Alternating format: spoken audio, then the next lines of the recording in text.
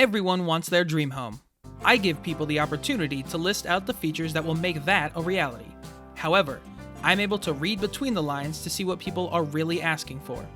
I renovate homes using out-of-the-box designs to give the owners a space to help them truly live better lives. I don't give people what they want, I give them what they need. This is hitting the home button. My first email of the day comes from Sarah, a young businesswoman with an ex-boyfriend that recently broke into her home. She's asked me to clean her house, but when I arrive, I immediately have some ideas of how to transform her space to protect her against this low-life ex and expand her business ambitions. I've given Sarah a first line of defense by the way of these gravity-defying bookshelves that the game somehow let me put outside of the front door, serving as an alarm if they fall. You'll notice that I also set Sarah's living room inside of her kitchen. This way, when she's relaxing, she can watch TV, cook, and keep an eye out the window at all times. I also completely renovated her bathroom, giving her a one-stop shop in-home office to maximize time with clients. I even included a timeout chair in the corner in case she caught her ex during business hours. Finally, I put every light switch in the house above one door. That way, if an intruder comes at night, they won't know how to turn the lights on, giving Sarah that extra little home field advantage, fighting them in the dark. My next email is sent in from Caroline asking for her garage to be cleaned out. However, she notes that I shouldn't touch her husband's tools because he doesn't like when people move them and he can't find them. I quickly get to work cleaning the garage, careful not to touch the tools for fear of drawing the husband's wrath. If the tools are a source of anger in this family, I have the perfect solution.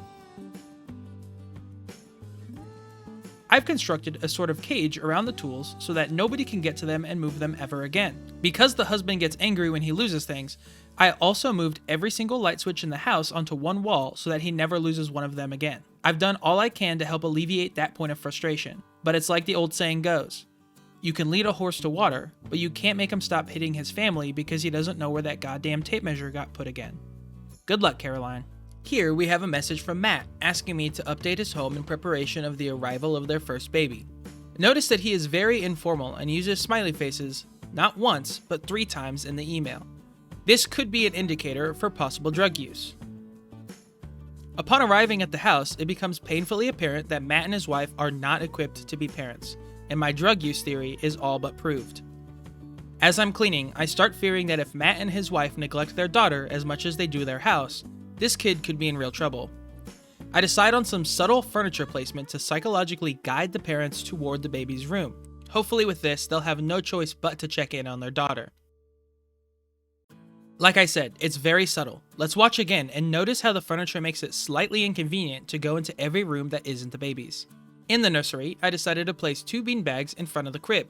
That way, when Matt or his wife overdose, they'll at least have a safe landing and still hold close proximity to their child. I also moved every single light switch in the house onto one wall, accessible by the baby, because it seems like this kid is going to start to have to take care of herself quickly.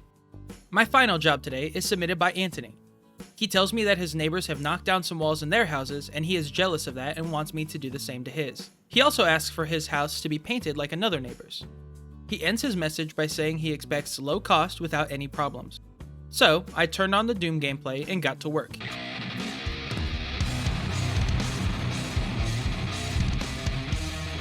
Anthony seemed overly concerned about what everyone else had in their homes, so I gave him 6 doorways into his house so that he'll have some built-in reflection time every day while opening them.